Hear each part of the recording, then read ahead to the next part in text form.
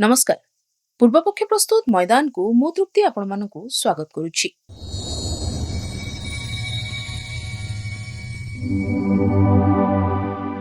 भारतीय क्रिकेट रे एबे एक बड़ धरणर परिवर्तन आभास मिलुछि। भारतीय पुरुष क्रिकेट टीम रो मुख्य चयनकर्ता अर्थात चीफ सिलेक्टर अजित अगरकर को पदवी को नहीं क्रिकेट महल रे चर्चा जोर धरिछि।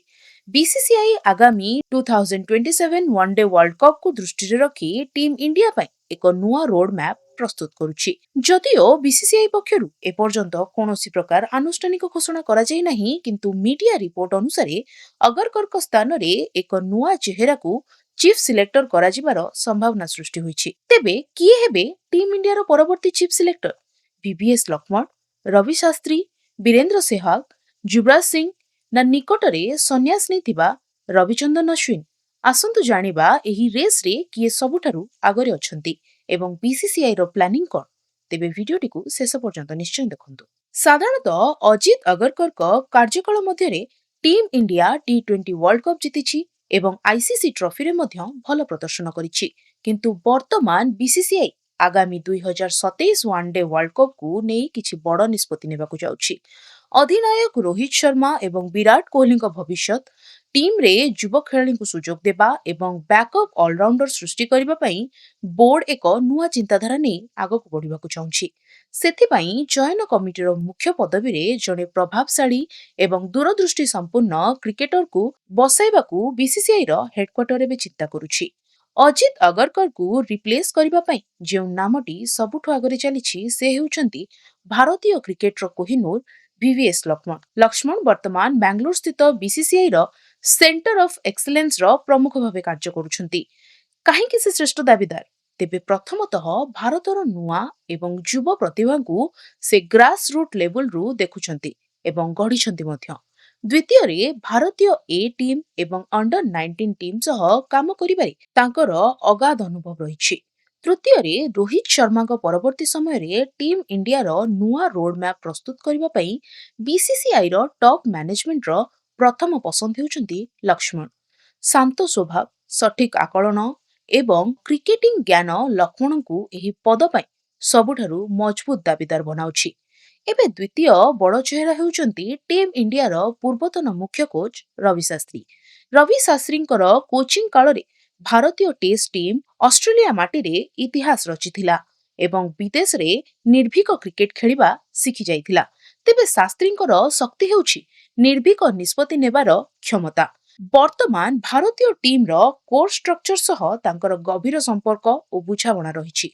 से काहाकु डरंती नाही, जहा टीम पई भल सेही निष्पत्ति नै से अटल रुहंती। क्रिकेट विशेषज्ञ मतरे जदि बीसीसीआई जणे आक्रमक एवं स्पष्टवादी मुख्य चयनकर्ता रखुछि, तेबे रवि शास्त्रींक ठारु विकल्प आउ किछि होई न पारे। एहा देखा देखि 3 नंबर रे आसुछंती भारतर विस्फोरक ओपनर वीरेंद्र सेहवाग। फ्रांस एवं क्रिकेट प्रेमी माने सेहवागकर नाम को नै बेस उत्साहित। सेहवाग निजे जेपरी अग्रेसिव क्रिकेट खेलुथिले, चयन कमिटी रे भी सेही आक्रमक चिंताधारा आनी परिबे। खास करी व्हाइट बॉल क्रिकेट रे जेउ युवा खेलाड़ी माने भल क्रिकेट खेलुचंती सेमानकु सुजोग देबा पई सेहवाग सबुबेले ओकिलाती करंती। सेथिपई सोशल मीडिया रे सेहवाग को ना रे बेस चर्चा चलिछि। तेबे एथिरे 2027 टी20 वर्ल्ड कप एवं 2011 ओडीआई वर्ल्ड कप रो मास्टरमाइंड युवराज सिंह को नाम मध्य शामिल रहिछि। 2027 वर्ल्ड कप को दृष्टि रे रखी टीम इंडिया रे एक मजबूत मिडिल ऑर्डर एवं क्वालिटी ऑलराउंडर गढ़िबा बीसीसीआई पई बड़ चैलेंज। युवराज सिंह निजे भारतर सबुठारु बड़ मैच विनर ऑलराउंडर थिले। से अभिषेक शर्मा एवं सुब्रमन गिल को भली युवा तारकांकु मेंटर करि सारिछंती। सेथिपई युवराज को भली चेहरा को चीफ सिलेक्टर कले टीम को बहुत फायदा मिलिबो बोली विशेषज्ञ माने मने करूछंती। सबुठारु आश्चर्यजनक एवं रोमांचकर नामटी हेउची भारत टीम रो स्पिन रो ग्रैंड मास्टर रविंद्र सिंह अश्विन। अश्विन कर माइंड, क्रिकेटिंग एनालिसिस एवं टेक्निकल ज्ञान विषय रे समस्ते जानती। सेथिपई तांको नाम को नै एबे चर्चा जोर धरिछि, किंतु एठारे बीसीसीआई रो एक बड़ रूल बाधक साजिछि। तेबे ए नै बीसीसीआई रो नियम कोन? बीसीसीआई रो नियम अनुसार जणे खेलाड़ी नेशनल सिलेक्टर हेबाकू हेले संन्यास नेबार अति कम रे 5 वर्ष अवधि पूरण करिथिबा आवश्यक। ଅଶ୍ୱିନ ନିକଟରେ ଆନ୍ତର୍ଜାତୀୟ କ୍ରିକେଟରୁ ଅବସର ନେଇଛନ୍ତି, ତେଣୁ ତାଙ୍କର 5 ବର୍ଷର କୁଲିଂ ଅଫ୍ ପିରିୟଡ ପୂରଣ ହୋଇନାହିଁ। ଯଦି ବିସିସିଆଇ ଅଶ୍ୱିନଙ୍କୁ ଚିଫ୍ ସିଲେକ୍ଟର କରିବାକୁ ଚାହେଁ, ତେବେ ବୋର୍ଡକୁ ନିଜର ସମ୍ବିଧାନ ଓ ନିୟମରେ ବଡ଼ ସଂଶୋଧନ କରିବାକୁ ପଡ଼ିବ। ଦର୍ଶକ ବନ୍ଧୁ, 2027 ୱାନଡେ ୱାର୍ଲଡ କପ୍ ପାଇଁ ଏବେଠାରୁ ହିଁ ପ୍ରସ୍ତୁତି ଆରମ୍ଭ ହୋଇଗଲାଣି।